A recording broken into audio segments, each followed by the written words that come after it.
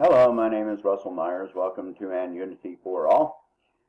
Let's talk about the Congress calling and people calling on sanctions on Russia. Keep forgetting to put my microphone in front of me. All right. So, what are sanctions? How do they work in the real world? Sanctions do not happen in a vacuum. There are real consequences. There are real costs to sanctions. And they're not some magic wand. You don't just do sanctions on a country without causing ripple effects on other countries. And so let's take a look first at past sanctions on Russia and what the effect was. First of all, hold on. Okay, so past sanctions on Russia. Okay, so what the real effects were completely reasonable for long-term sanctions.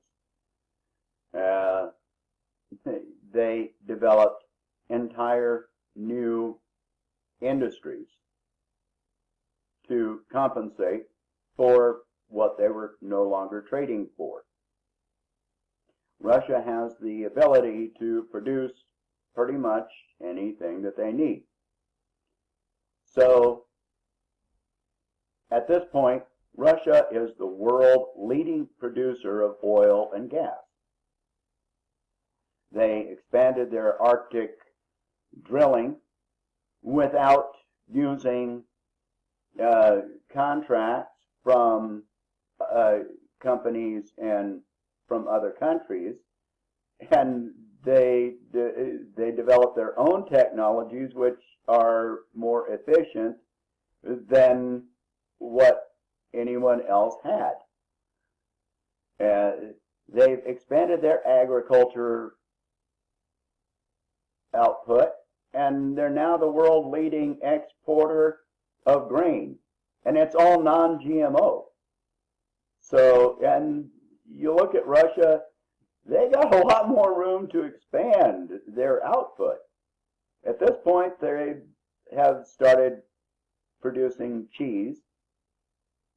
So, and they're expecting to increase their output on that to the point where they're going to be exporting cheese.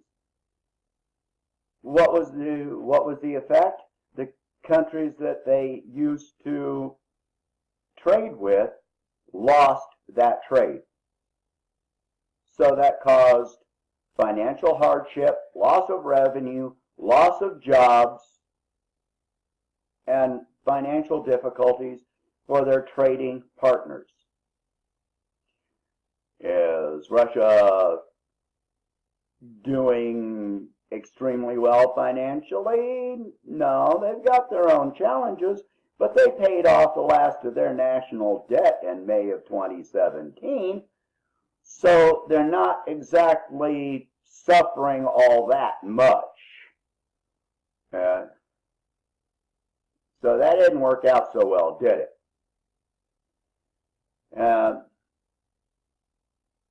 So let's come up to current times.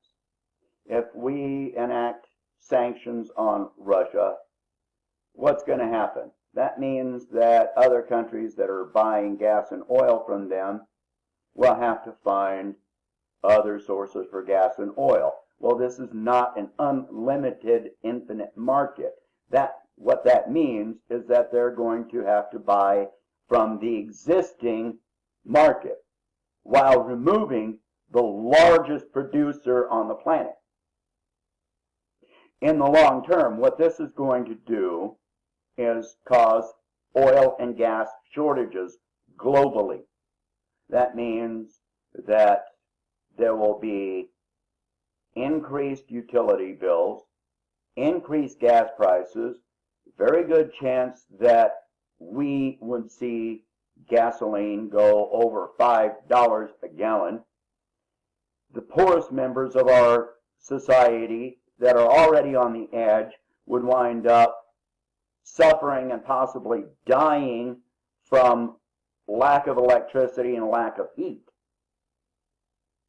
Those are the effects of sanctions. Everything on the market, every real product on the market would wind up increasing in price. Everything that has to be driven to the grocery store, everything that is made from oil products is going to increase in price. Plastics, some medicines. This is the real effect of sanctions on that. All right, grain, because they are the world's leading exporter on grain, that especially wheat. What happens? That means that the prices on everything that is wheat-based goes up. Flour, bread, pasta, beer, all of this goes up. Again, the poorest members of society wind up suffering the most.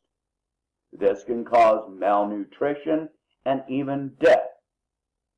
How do we enforce the sanctions on Russia? By threatening sanctions on other countries that violate the sanctions.